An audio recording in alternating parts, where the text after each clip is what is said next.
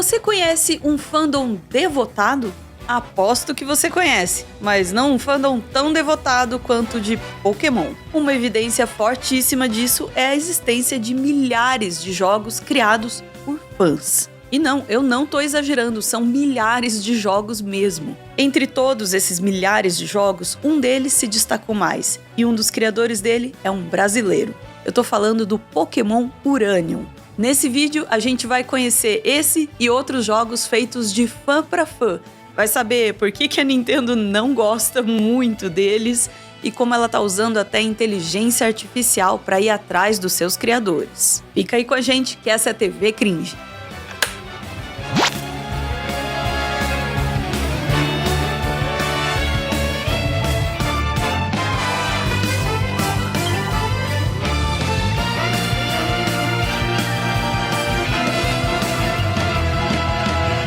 Vamos começar apresentando o jogo Pokémon Uranium. Esse é um projeto imenso, foram 9 anos de desenvolvimento.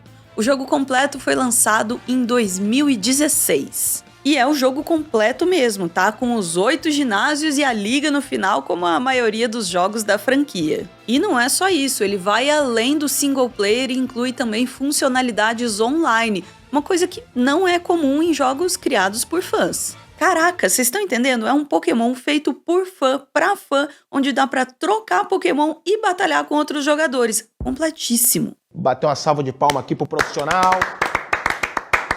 Em alguns sentidos, dá até pra gente dizer que ele supera os jogos oficiais. Por exemplo, ele oferece outras formas de jogo. Oferece até mesmo o modo Nuzlocke. Pra quem tá perdido, o Nuzlocke é um jeito de jogar bem popular entre os fãs, mas não existe oficialmente dentro do jogo. Foram os próprios fãs que criaram as regras e impõem a si mesmos. Mas no Pokémon Uranium, esse modo já está construído dentro do jogo. E se você gosta de sofrência, basta ativar no começo do jogo para sofrer bastante. A história do jogo se passa na região de Tandor, uma região tropical inspirada no Brasil, especialmente na região do Rio de Janeiro. O protagonista, que pode ser menino, menina ou menine, para desespero dos conservadores, perdeu a mãe num acidente misterioso numa usina nuclear. Usina nuclear no Brasil? Será que foi em Angra? Não sei. E aí, depois da perda da mãe, o pai ficou distante e o protagonista sai em busca de uma aventura. É uma história de abandono e negligência parental que a gente vê em quase todos os jogos da série, né? São 200 Pokémons para capturar. Desses 150 foram criados especialmente para esse jogo. E 50 são Pokémons que a gente já conhece da franquia oficial. E aqui vale a pena dar uma olhada na arte desses Pokémons. Olha só os 3 iniciais. Ai, que bonitinho! Esse aqui é o Hortinx. Me lembrou, por algum motivo, a minha gatinha cenoura. Talvez pela cara de mal. Eu não fiz nada! Pra turma dos iniciais de fogo, a gente tem o Raptorch, que me lembra aí um pouco um Tamanduá, um pouco um Tatu. É isso? Opa, e fechando aí nosso trio de iniciais, nós temos o Eletux. Eu acho que esse aí seria o meu, hein? É um Pokémon de água e elétrico. Cara, fenomenal. Lindinho. Mas Pokémon que é Pokémon tem que ter um lendário na capa. Isso aqui é um jogo sério. E esse aqui tem também. É do tipo nuclear, que foi criado para esse jogo. Adornado aí com seu verdinho radioativo, Uraine, nosso Pokémon lendário nuclear. E pior é que é fofinho. Mesmo os Pokémons oficiais mostrados no jogo também ganharam algum tipo de modificação. Vários deles ganharam uma versão tipo nuclear, como Gyarados e Arbok. E a Eevee, aquele Pokémon que é adorado pelos fãs e tem várias evoluções diferentes, ganhou, obviamente, uma evolução do tipo nuclear, o Núcleo. E alguns outros Pokémons oficiais ganharam novas evoluções sem precisar dessa nova tipagem, como o Macaco Furioso Primeape, que agora pode evoluir para um Macaco Rei. Mas a dedicação dos fãs a esse jogo foi tão grande, mas tão grande, que ela não parou só na criação do jogo não, foi muito mais além. Os jogadores do Pokémon Uranium gostaram tanto que montaram uma enciclopédia inteira com mais de 1.400 verbetes. Gente, mas esse negócio é gigantesco mesmo, hein? E quem são as pessoas por trás desse projeto? Quem é meu campeão? A gente não sabe os seus nomes reais, mas eles respondem na internet por Oripoke e JV ou JV. Porque como foi bastante noticiado na época do lançamento, JV é brasileiro. Pois é, a ambientação num país tropical parcialmente inspirado no Brasil não é uma coincidência, pois um dos criadores do projeto é daqui mesmo. E a recepção do jogo, como é que foi, hein? Será que dá pra dizer que foi boa? Ele foi baixado 1,5 milhão de vezes apenas na primeira semana. A mídia especializada percebeu isso e muitos dos principais sites de jogos fizeram suas matérias sobre o projeto. A IGN, por exemplo, chegou a fazer um vídeo que ainda hoje tá no canal oficial deles no YouTube. We're playing a fan-made Pokémon game. It's called Pokémon Uranium and it's super extensive. Já a CG Magazine fez um review com nota final 9,5, que é maior do que a nota que eles deram para alguns jogos oficiais da franquia. Eita! E com toda essa atenção, quem também percebeu a existência do jogo foi a Nintendo. Pois é, a empresa descobriu quem eram os criadores do jogo e mandaram cartinhas para eles. Os dois criadores chegaram a falar sobre isso pro canal Did You Know Gaming. They found my real name and sent a letter to my house and had me sign for it and everything, Ori told us. We immediately pulled the plug on the website and went dark across all social media. Our tenure as developers of Pokémon Uranium had come to an end. A essa altura, o jogo já estava tão bombado que estava concorrendo a Jogo do Ano na categoria Jogos Criados por Fãs. Mas parece que a organização também recebeu aí uma cartinha amigável da Nintendo, porque eles retiraram tanto o Pokémon Uranium quanto o AM2R, que é um jogo baseado na série Metroid, também da Nintendo. O produtor do evento, Jeff Keighley, chegou a comentar sobre isso numa live. I understand it's their intellectual property. Different game companies will deal with fan creators in different ways, but because we couldn't clear those games for the show, we had to remove them. I can't risk the entire show being taken down. JV e Oripoke abandonaram o desenvolvimento do Pokémon Uranium, mas ambos continuaram trabalhando na área, como o JV explicou para Did You Know Gaming. In the end, fan game development led to me being a head of product in a huge financial tech company in Brazil. What I do in my day-to-day is very similar to what I used to do working on Uranium, and I'm very successful at it. A melhor síntese do que aconteceu está na manchete dessa reportagem assinada por Vini Matias na IGN Brasil. Em desenvolvimento por 9 anos, game de Pokémon feito por fãs tinha tudo para ser perfeito, mas a Nintendo ficou sabendo. E foi esse o fim do Pokémon Uranium? Nem de perto. Novos desenvolvedores adotaram o projeto e lançaram patches de correção de bug e até mesmo um pós-jogo. A TV Cringe gostaria de dizer que não apoia a pirataria, não incentiva o uso desse jogo e não quer briga com a Nintendo. Então a gente não vai linkar esse jogo em lugar nenhum desse vídeo. A nossa roteirista pediu para dizer que ele não é difícil de encontrar.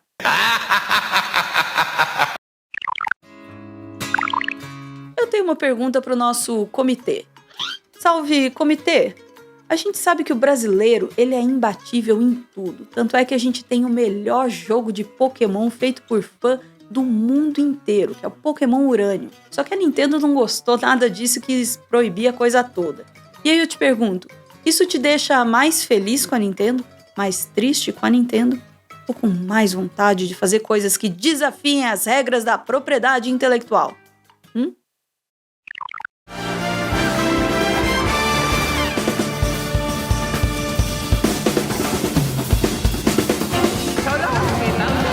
Pokémon Uranium não é o único jogo feito por fãs que fez um enorme sucesso e foi abandonado por seus criadores por causa do assédio jurídico da Nintendo. Outro caso bastante conhecido é o do Pokémon Prism, que conta a história de origem de Lance, que é um personagem bastante reconhecido das primeiras gerações da franquia oficial. A maioria desses ataques veio a partir de 2016, o que pode parecer estranho à primeira vista. Já existiam jogos por fãs fazendo bastante barulho muito antes disso, como o Pokémon Brown, mas a Nintendo até aquele momento nunca tinha demonstrado muito interesse em perseguir os seus criadores. O que é que mudou em 2016, hein? A resposta é Pokémon GO. A Nintendo investiu pesadíssimo no marketing desse jogo, muito mais do que no marketing dos jogos principais da franquia. Pokémon GO foi o primeiro jogo de realidade aumentada de uma grande franquia. Antes dele, só existiam projetos pequenos, cult, experimentais. Por isso, a Nintendo esperava atingir um público bem mais amplo do que a franquia atingia normalmente. Tradicional, furar a bolha. Sendo assim, eles queriam que qualquer busca por Pokémon nesse ano na internet levasse ao Pokémon GO.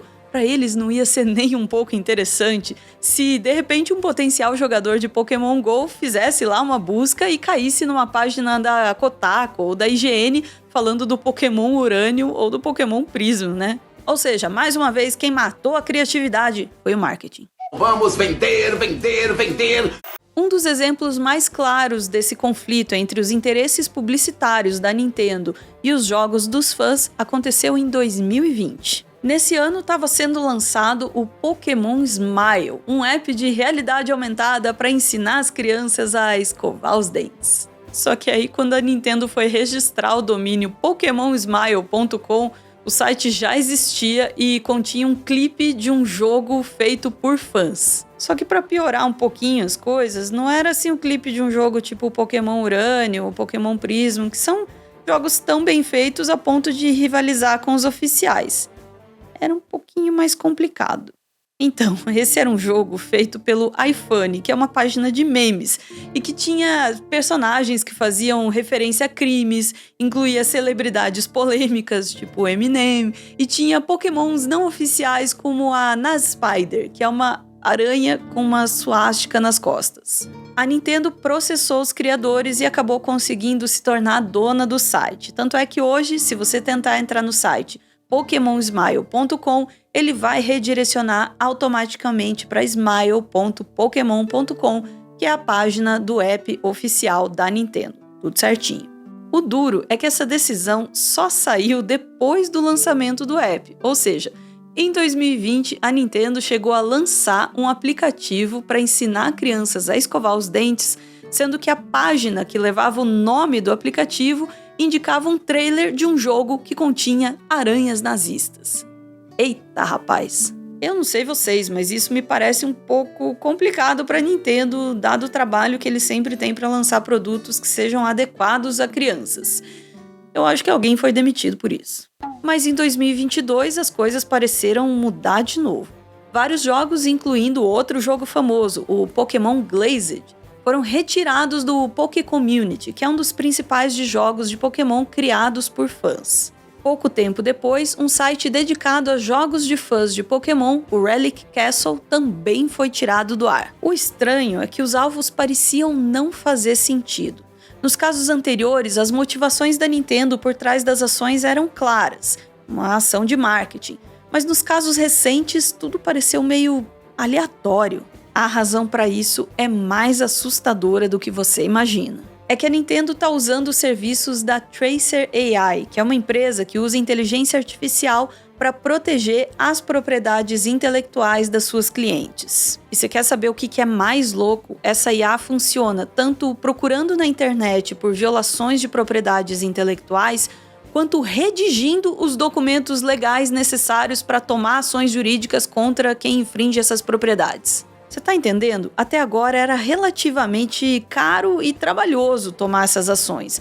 Você precisava de um exército de funcionários vasculhando a internet e outro preparando as ações. Mas com ferramentas como a Tracer AI, isso tudo está sendo automatizado, o que quer dizer que o único limitador para ações de empresas como a Nintendo é o quanto eles querem se queimar com os fãs a partir dessas ações. E olha só o mais assustador, hein? A Nintendo não é a única empresa de grande porte usando a Tracer, não.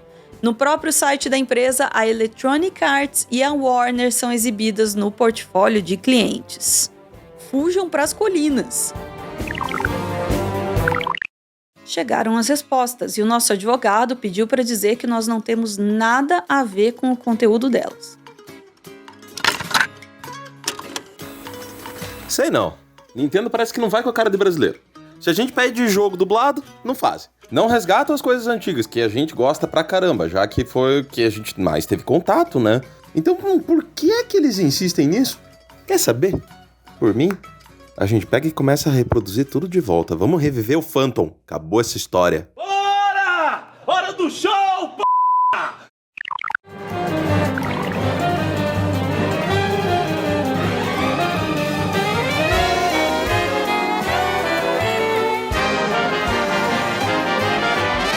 Vamos ser sinceros aqui, não deve ter sido nenhuma grande surpresa para os gamers o fato da Nintendo estar perseguindo jogos feitos pelos fãs. Pelo contrário, a empresa é famosa por ser uma das mais rígidas na hora de partir para cima de qualquer um que usa suas marcas registradas. Inclusive aqui no YouTube. Acredite, a gente sabe. A vida é dura. Do ponto de vista do marketing, essa pode não ser uma boa política. Você não quer que os consumidores dos seus produtos te vejam como uma empresa hostil. Além disso, muito do conteúdo gerado por fãs pode acabar servindo de propaganda gratuita para os seus produtos. Então por que a Nintendo age assim, hein? Uma resposta bem completa pode ser encontrada nesse vídeo aqui. Why is Nintendo so overprotective of its intellectual property? Em português, por que a Nintendo é tão super protetora com a sua propriedade intelectual? Do canal Moon Channel. Nesse vídeo, eles explicam que a razão pode ser uma combinação de uma experiência no passado, quando a empresa ainda era pequena, e de como as leis de propriedade intelectual funcionavam nos Estados Unidos. Vamos voltar para quando a Nintendo estava começando a se aventurar fora do Japão. Um dos primeiros jogos lançados no mercado mundial foi o Donkey Kong. E não, a gente não tá falando do Donkey Kong Country, mas sim do Fliperama, que foi lançado em 1981, que tem lá o Mario escalando uma construção, enquanto o Donkey Kong, numa encarnação bem mais agressiva, joga barris nele depois de sequestrar a Pauline. E não é a Princesa Peach. A pessoa não sabe disso, pô. Como que a gente vai conversar? Gente, os paralelos desse jogo com o filme clássico King Kong são óbvios. Óbvios, inclusive, para a Universal City Studios, que processou a Nintendo.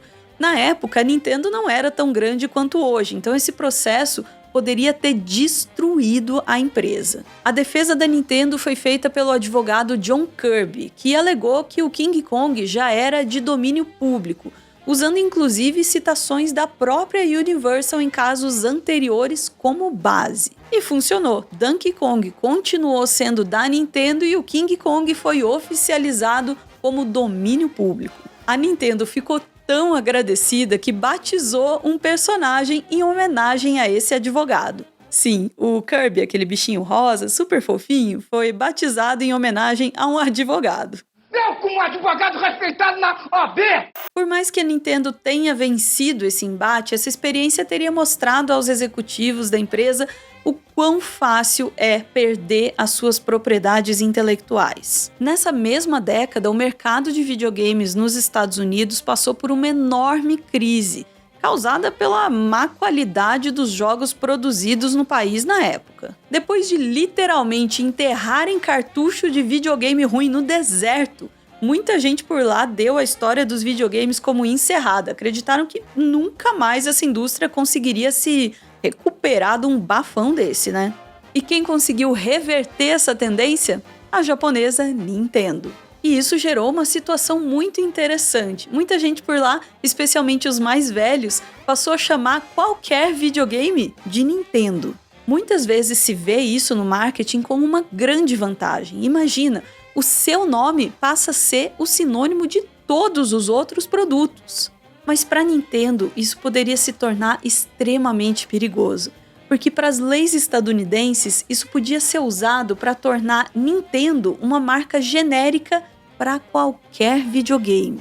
Aí, se isso acontecesse, qualquer um que fizesse um videogame nos Estados Unidos poderia chamar ele de Nintendo. Tá achando exagero? Foi o que aconteceu por lá com marcas como aspirina, air fryer, celofane e querosene. A Nintendo ficou desesperada e fez uma campanha espalhando cartazes pelas lojas, tentando ensinar para as pessoas a não chamar os consoles de Nintendo. Eles escaparam dessa, mas olha, foi por pouco. Não tolerarei ser desrespeitada, interrompida ou colocada em comparações de baixo calão, de baixo nível.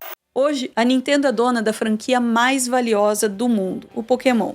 que em menos de 3 décadas já rendeu mais dinheiro do que Mickey e Barbie juntos. Mas hoje também ela enfrenta adversários com muito mais poder do que ela, como a Disney e a Sony. Nesse cenário, não é difícil entender por que eles tentam fazer de tudo para não dar brechas para que retirem a sua marca, como eles já viram acontecer com a Universal nos anos 80 e como quase aconteceu com eles mesmos na década de 90. Tudo isso, é claro, aconteceu nos Estados Unidos, mas como esse é um dos maiores mercados de videogame do mundo, é claro que isso vai respingar na gente, né?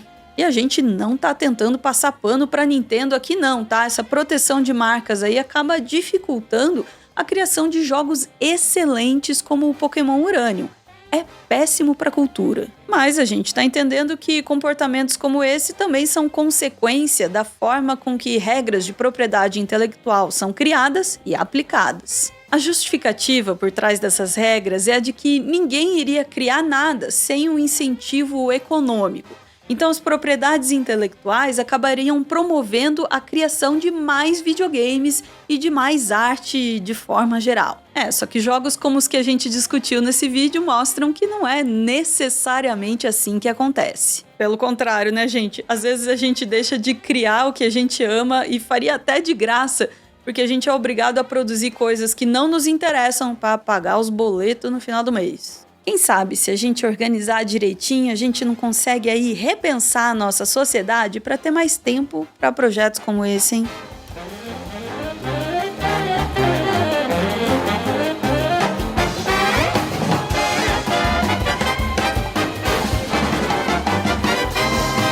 Eu sou o personagem de Pokémon e é claro que eu vou dar pra uma criança um animal silvestre de alta periculosidade. Aqui, seu lagartinho de fogo. Toma, vai brincar.